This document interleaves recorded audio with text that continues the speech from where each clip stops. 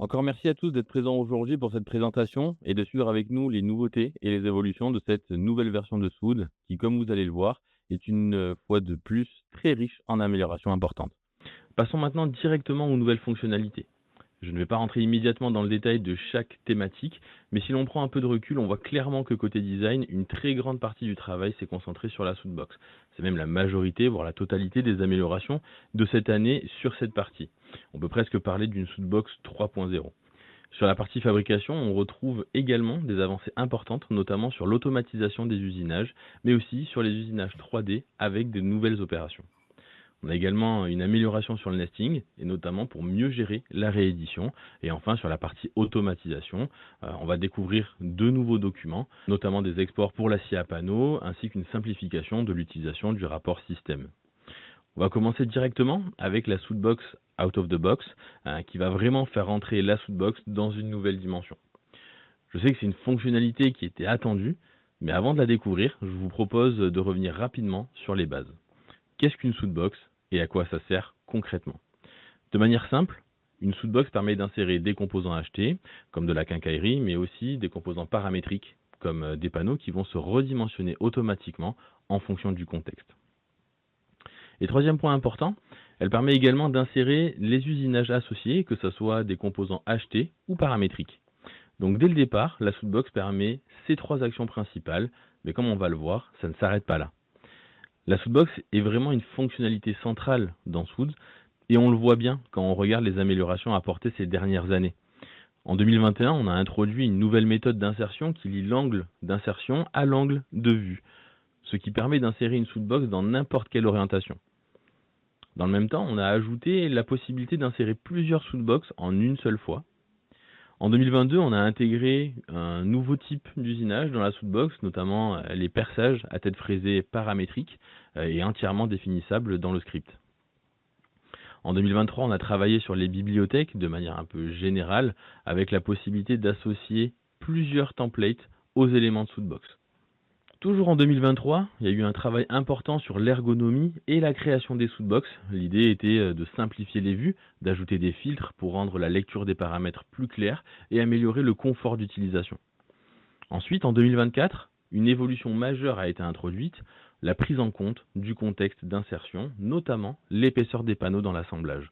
Cela permet de créer des éléments paramétriques qui s'adaptent automatiquement, comme par exemple des systèmes push-to-open ou autres. Et en complément, on a ajouté la gestion complète de l'origine de la Soundbox, et elle directement pilotable depuis le Sound Center. On a ensuite continué avec des améliorations plus légères, mais toujours utiles au quotidien. Par exemple, la possibilité d'ajouter des hyperliens dans les Soundbox, notamment dans les messages. On a également enrichi les opérateurs du script avec de nouvelles fonctionnalités mathématiques. Et l'année dernière, on a introduit la sauvegarde des paramètres par défaut. Cela permet de garder une configuration prête à l'emploi sans avoir à modifier les paramètres à chaque insertion. On peut donc directement travailler avec une Soundbox déjà configurée par rapport à notre besoin. Et bien sûr, cette dynamique continue en 2026. La première grande nouveauté, c'est la Soundbox Out of the Box. L'objectif est de sortir de la contrainte du cube pour pouvoir créer des éléments inclinés ou gérer plus facilement des alignements dans une implantation par exemple. Tout cela est rendu possible grâce à l'ajout de points de référence. Bien entendu, des modèles utilisant ces concepts seront disponibles dans le librairie installeur dès la release principale. Regardons maintenant comment fonctionnent ces points de référence. Le comportement reste globalement le même. On insère la Soundbox par glisser-déposer et on peut maintenant sélectionner des points de référence supplémentaires. Ces points appartiennent à la Soundbox et peuvent être liés à des points du meuble que l'on sélectionne. Une fois la relation créée, elle reste dynamique même si le meuble évolue. Ces points sont des paramètres que l'on définit dans la Soundbox avec la possibilité d'en créer un, deux, plusieurs selon le besoin. Un autre cas d'usage intéressant concerne plutôt l'alignement. Par exemple, dans un aménagement sous pente, on peut vouloir conserver l'alignement des poignées par exemple. Le principe est simple, on lie le point de référence de la poignée à un élément de l'assemblage. Une fois ce lien créé, l'alignement s'adapte lui aussi automatiquement aux modifications, notamment si l'angle évolue. Si on regarde un peu plus en détail, ces points de référence sont représentés par des petits points orange. Ce sont des points totalement libres que l'on peut définir dans des esquisses 2D, 3D ou comme point de référence SolidWorks. On peut en utiliser un ou plusieurs pour gérer des angles ou des alignements et répondre plus facilement à des conceptions non cubiques. On enchaîne maintenant avec une autre évolution qui peut compléter ces Soudbox out of the box ou être utilisée indépendamment, tout dépend le besoin. Donc là, il s'agit des usinages libres dans la Soudbox. Avant d'entrer directement dans cette nouvelle fonctionnalité, on va prendre un petit moment pour rappeler le fonctionnement actuel. Aujourd'hui, les usinages dans une Soudbox sont définis sur les 6 faces du cube. On peut aller de formes simples, comme un perçage circulaire, ou des formes plus complexes, comme des rainures ou des formes libres. Mais dans tous les cas, ces usinages, ils sont toujours appliqués perpendiculairement à une face du cube. On peut bien sûr combiner plusieurs usinages, par exemple pour des perçages de charnières qui impliquent plusieurs faces. Mais on reste toujours dans cette logique liée au cube. Avec les usinages libres, on conserve tout ce qui existe aujourd'hui et on supprime cette contrainte. On peut désormais appliquer des usinages sur n'importe quel plan, dans n'importe quelle direction. Et surtout, ces usinages ne sont plus liés aux faces de la Soudbox, mais à l'esquisse qui les porte. Ils sont donc normaux à l'esquisse et non plus à la boîte. Cela apporte une liberté de conception beaucoup plus importante. Prenons un exemple concret pour illustrer ça. On va prendre une Soudbox d'étagère avec un angle piloté, par exemple, pour s'adapter à un meuble en bout de linéaire avec un angle. Ces étagères comportent des usinages, notamment les perçages, pour les réglages en hauteur. On observe que certaines faces restent parallèles à la Soudbox, mais d'autres deviennent complètement libres. Et dans ce cas, les usinages ne sont plus projetés sur la face du cube, mais suivent directement la géométrie. Si on regarde maintenant le fonctionnement en pratique, on retrouve les étapes classiques. On commence par insérer la Soudbox par glisser-déposer. Le volume reste un cube, mais les composants internes peuvent varier en orientation. Ensuite, on va définir l'angle en sélectionnant les points de référence sur les caissons, puis on va appliquer les usinages libres sur les composants concernés. On retrouve donc un workflow similaire, mais avec beaucoup plus de flexibilité par rapport à ce qu'on faisait actuellement. Donc si on regarde maintenant la configuration, on retrouve des paramètres classiques pour les usinages, comme le diamètre ou la profondeur, mais pour les usinages libres, un paramètre supplémentaire indique que l'on n'est plus lié à une face du cube. Et comme on l'a vu, ces deux fonctionnalités, gestion d'angle et usinage libre, peuvent être utilisées ensemble ou séparément. On continue toujours sur les Soudbox, mais cette fois en abordant leur utilisation, leur partage et plus particulièrement la gestion des langues. Avant de rentrer dans le détail, posons un petit peu le contexte. Les Soudbox sont distribués via le librairie installeur. C'est une bibliothèque en ligne qui regroupe des composants développés par Efficad en partenariat avec les fabricants comme Bloom, Etich ou Grass et bien d'autres. Au fil des années, ces bibliothèques s'est enrichie. On est passé de composants comme les tiroirs ou les charnières à des éléments un peu plus variés comme des poignées, les pieds, des façades et même des caissons et plus récemment les connecteurs. Tous ces composants sont déjà disponibles dans le librairie installeur. Et jusqu'à présent, ils étaient principalement basés en anglais pour des raisons de partage pour tous nos utilisateurs. L'objectif aujourd'hui est d'aller plus loin en proposant une gestion plus flexible des langues. On peut désormais associer plusieurs langues au Soudbox. Cela facilite la collaboration entre différentes entités d'une même entreprise, notamment dans des contextes internationaux. La traduction s'applique aux paramètres de la Soudbox, mais pas aux valeurs définies dans le script. Même si l'anglais reste une langue standard, travailler dans sa langue natale reste un vrai plus pour l'adoption. Chaque Soudbox embarque ses propres traductions stockées dans un fichier CSV associé. Et toutes les Soudbox du librairie installeur seront disponibles avec les traductions dans les langues supportées. On arrive maintenant à la fin de la partie design. Avant de passer à la suite, deux améliorations liées à l'expérience utilisateur sont à noter. La première concerne la valeur d'extension opposée à un usinage. Bon, jusqu'à présent, elle était fixée à 1 mm par défaut et elle devient maintenant complètement pilotable.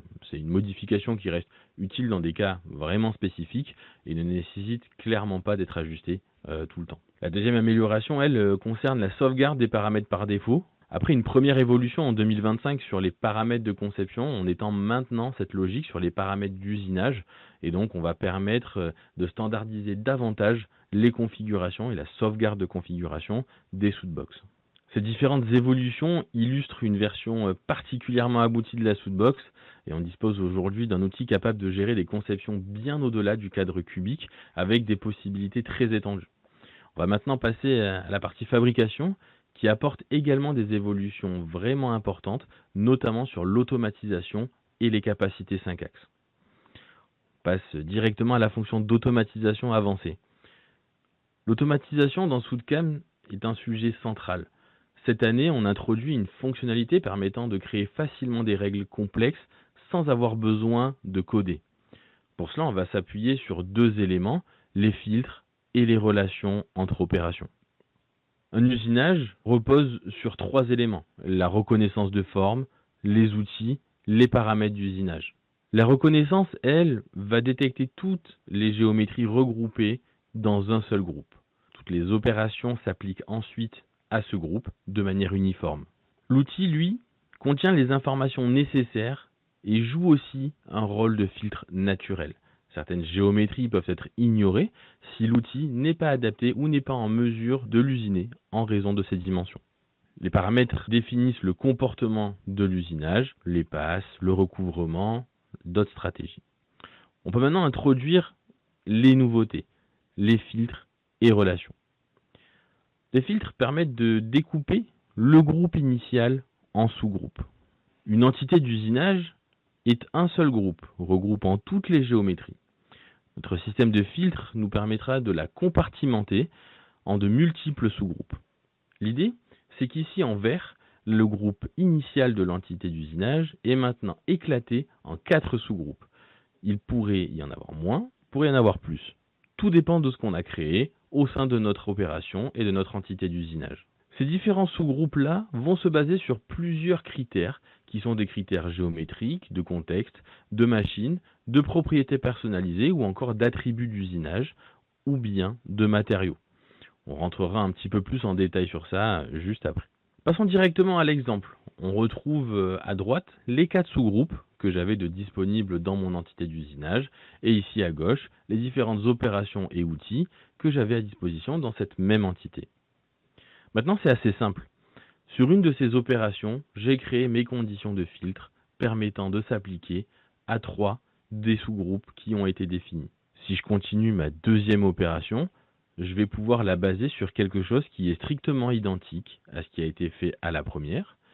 C'est-à-dire que plutôt que de recréer des filtres pour aller identifier une partie géométrique qui serait identique, je vais simplement dire que l'opération va appliquer ses usinages sur ce qui a déjà été usiné par la première opération. Et si je continue, on a le comportement qui est aussi l'inverse, qui est l'opération C. Il va s'appliquer au groupe numéro 3 en définissant une relation indiquant qu'on s'applique à ce qui a été ignoré par rapport à l'opération A. Évidemment, d'autres relations sont possibles. La création de ces règles avancées va dans une logique orientée process, et donc en fonction des machines qui composent un atelier, la méthode de fabrication de chacun, tous les utilisateurs soude auront la possibilité de créer leurs propres règles personnalisées. Nous avons donc maintenant une liberté totale pour définir une séquence d'usinage qui était jusqu'à présent dépendante de la reconnaissance géométrique. On a posé les bases de ces deux nouvelles notions, regardant maintenant à quoi ça correspond. L'idée, c'est de se faire un mini cahier des charges de ce qu'on veut accomplir comme règle. La première règle, c'est de pouvoir faire une seule opération de rainuré en un seul glisser-déposer, de pouvoir faire l'usinage de la rainure avec une rainureuse pour une largeur de rainure allant jusqu'à 5 mm, et donc de traiter le cas où elle dépasse 5 mm avec un outil de fraise. Pour réaliser ça, on va insérer une entité d'usinage qui portera la reconnaissance ainsi que toutes les autres informations sur les outils et les opérations. On vient faire un clic droit sur cette entité et on va gérer les paramètres d'automatisation de cette entité.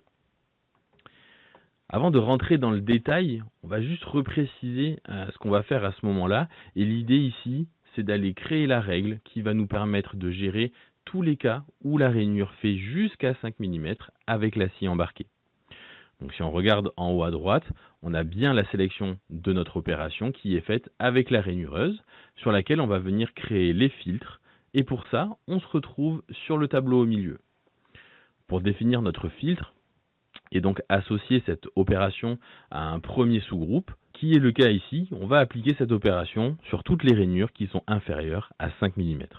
Donc là, je viens choisir dans mes propriétés les attributs de rainure, et en continuant, on va choisir dans ces attributs-là la largeur pour qu'elle soit inférieure à 5 mm.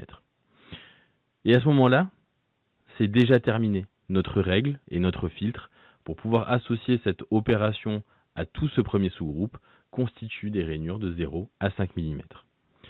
Donc le premier objectif est fait, on va continuer et on va maintenant traiter les rainures qui sont plus larges que 5 mm et on va, elles, les traiter avec un outil de fraise.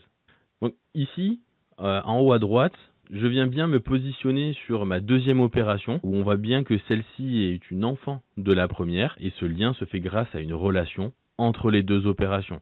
Donc il n'y a pas besoin d'aller définir des filtres sur chacune de ces opérations-là. Je viens juste déterminer une relation entre mes deux opérations et ici je viens indiquer que les usinages de cette opération vont s'appliquer à tout ce qui a été ignoré par la première.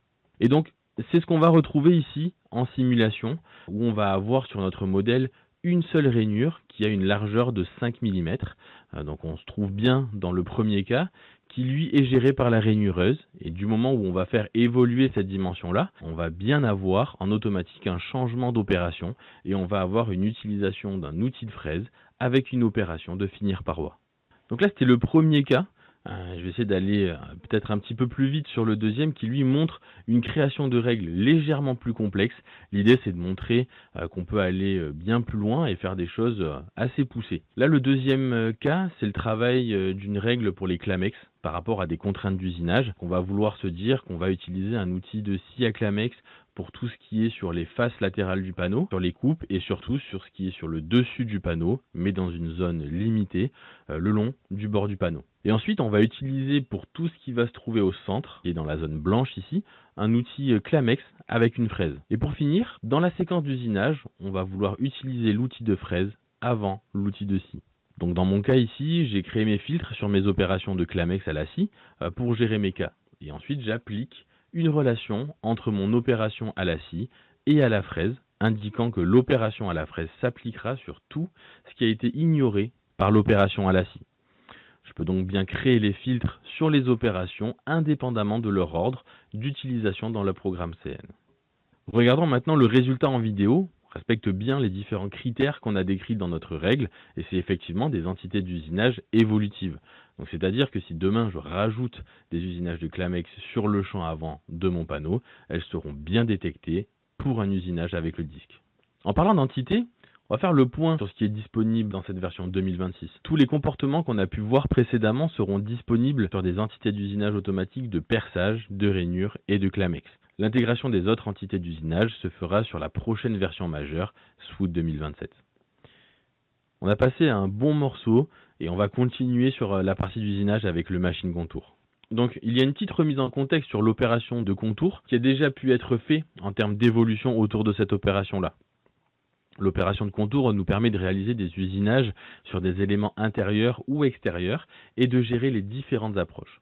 Il y a quelques années, on a pu travailler sur une nouvelle opération qui est le outline contour, qui allait déjà bien plus loin sur les capacités d'usinage et en prenant en compte notamment les informations et la présence de champs. La prise en compte de la différence entre le brut et la pièce finie et de proposer des trajectoires qui étaient vraiment adaptées à tous ces contextes-là.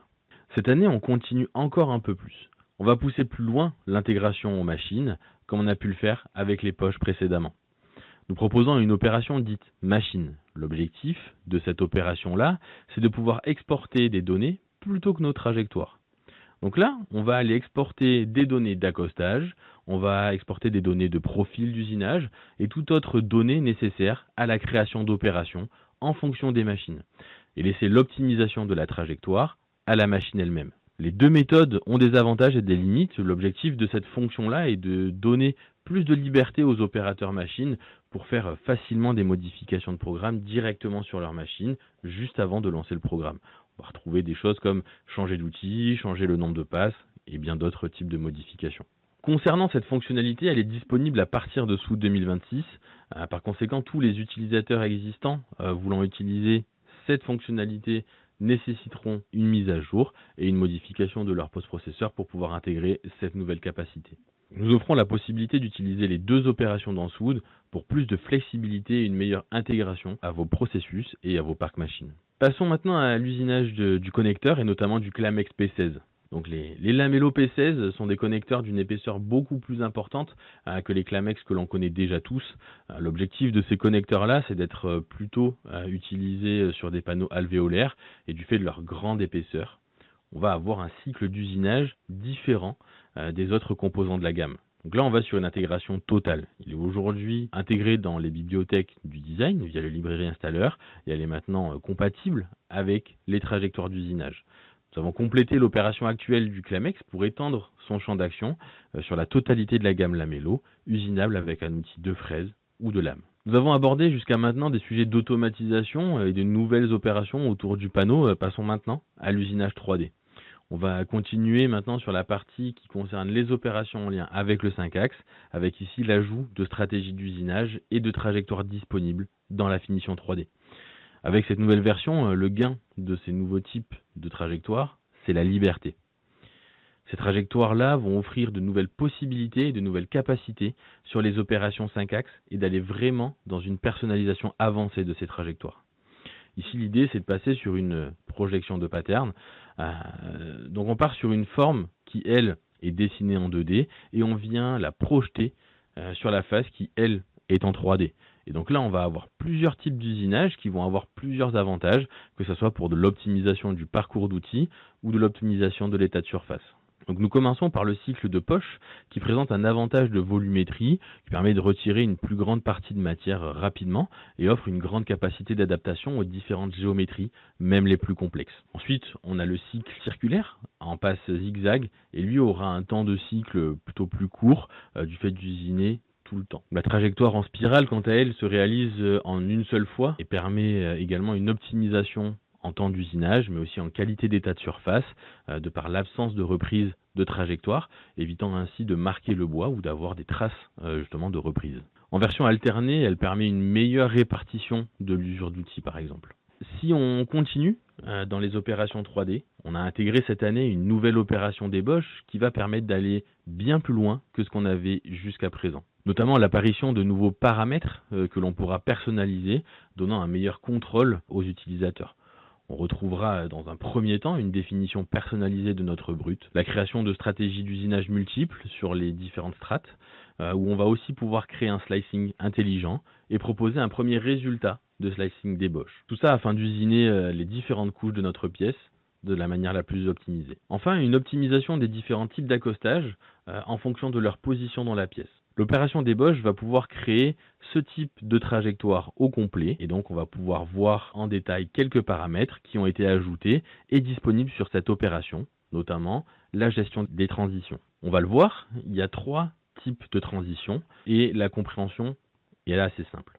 Nous avons une transition minimale, là ça va s'appliquer sur tous les segments noirs. Donc on va faire en sorte d'optimiser au maximum les déplacements entre les différents sauts au moment de l'usinage et avoir un déplacement le plus court entre ces différentes zones. On va voir les transitions basées sur un plan. Donc là, on voit bien que toutes les trajectoires passent par un seul plan, bien plus haut que précédemment. Et enfin, on va retrouver la dernière transition qui est basée sur le brut de la pièce. Et encore là, on va se retrouver sur une zone qui est encore une fois différente. Maintenant, encore une fois, par rapport à la typologie de la pièce qui est usinée, il y a des options qui sont préférables d'utiliser et tout ça est très lié au type d'usinage que l'on a besoin d'effectuer. Maintenant, la deuxième chose qui a été ajoutée par rapport à ce qu'on pouvait faire jusqu'à aujourd'hui, c'est une stratégie d'usinage d'ébauche couplée à une opération de contour. En ce qui concerne la stratégie, on va avoir 3 options différentes. Faire l'ébauche et le contour, l'ébauche plus un contour partiel ou encore seulement l'ébauche. Donc, en fonction des pièces à usiner, on va avoir des choix différents qui vont permettre d'avoir soit une optimisation des trajectoires, soit un gain de temps. Par exemple, dans le cas où on choisirait l'ébauche plus le contour, on va vraiment ici s'assurer d'avoir enlevé toute la matière sur notre strate. Si on se focalise sur les 2 schémas, nous remarquons qu'ils sont très proches à un détail près. Le premier schéma avec l'animation verte indique une stratégie d'ébauche plus contour contre une stratégie d'ébauche seule pour le deuxième schéma. Ainsi, la première stratégie va avoir tendance à décaler un petit peu plus les trajectoires pour optimiser les parcours d'outils. Suite à la proposition d'un slicing intelligent qui apporte une aide aux utilisateurs pour la configuration de leurs opérations basée sur les zones de la pièce considérées comme planes, et c'est ce que nous voyons sur le modèle du bas. Cependant, l'utilisateur conserve toujours la possibilité de définir une valeur personnalisée et ainsi avoir une hauteur de coupe constante entre ces passes sur toute la hauteur du modèle. Évidemment, sur les modèles affichés, nous voyons qu'il n'y a qu'une zone d'ébauche pour cibler et bien comprendre l'effet des paramètres sur les trajectoires, mais dans la réalité, nous avons plusieurs plans d'ébauche sur toute la hauteur de la pièce. Nous arrivons maintenant à la partie des accostages optimisés. Donc ces accostages respectent un ordre de faisabilité en fonction de leur contexte, tout en étant personnalisables. En effet, nous avons ici une liste de choix d'accostages possibles, personnalisables en fonction des besoins ou des capacités d'usinage. Les utilisateurs vont pouvoir supprimer une option de la liste, ce qui réduirait ainsi le nombre de types d'accostage disponibles. Notez que l'accostage en rampe 3D est un accostage dit système et qu'il ne peut pas être désactivé. Donc si nous suivons la logique indiquée, nous essayons dans un premier temps de faire un accostage plutôt de type normal, ensuite un accostage de type axial, puis un accostage en hélice, pour enfin utiliser l'accostage en rampe 3D dans les contextes les plus restrictifs. Nous arrivons à la fin de la partie d'opération 3D et des améliorations effectuées à ce sujet. Passons pour conclure la partie manufacturing à la réédition du nesting. Aujourd'hui, une nouvelle notion apparaît aussi dans le nesting, et notamment le fait de pouvoir locker ou friser les plaques de nesting. L'idée est de sécuriser les modifications manuelles effectuées sur une plaque de nesting. Suite à un premier recalcul de notre imbrication, on pourra définir des plaques que l'on souhaiterait bloquer dans un premier temps, uniquement en fonction du recalcul du nesting, et donc de l'imbrication. Donc, si je rajoute une source, que je rajoute des fillers, ou autre chose en lien avec le résultat d'imbrication, et que je recalcule cette optimisation, toutes les plaques bloquées ne seront pas prises en compte lors de ce recalcul-là. C'est ce qu'on voit ici, la plaque passe dans un bleu un peu plus clair. C'est la plaque qui est en bas à droite et qui se trouve dans l'arbre avec un petit feu grisé et qui indique le fait qu'elle n'est plus prise en compte au moment du recalcul de l'imbrication du nesting. Regardons maintenant la différence avec le freeze qui, lui, n'existe que lors d'une réédition de nesting. Lors de cette réédition, les plaques lockées sont automatiquement transformées en plaques frisées, qui verrouillent à la fois le résultat d'imbrication et le résultat d'usinage. Par conséquent, les opérations qui lui ont été appliquées sont elles aussi non concernées par d'éventuelles modifications lors de l'imbrication. On a tout à fait la capacité de remodifier ce comportement-là, c'est-à-dire qu'une fois qu'on a réouvert notre nesting, on peut toujours remodifier une plaque qui était frisée en une plaque qui est en lock, donc qui serait simplement bloquée pour l'optimisation et non plus pour le CAM. Et le niveau au-dessus est toujours possible également. Une fois le nesting réédité, il est tout à fait possible de passer une plaque en lock en freeze. Nous retrouvons une imbrication dans laquelle nous allons faire une modification manuelle dans une plaque qui va automatiquement la locker. Une fois les modifications effectuées, le résultat de nesting est validé et devient accessible dans SoudCam. Nous appliquons maintenant une opération d'usinage manuel sur un panneau. Une fois toutes ces actions effectuées, je souhaite remodifier mon nesting. Pour cela, je réédite le résultat de nesting et on peut voir que les plaques initialement lockées sont maintenant frisées.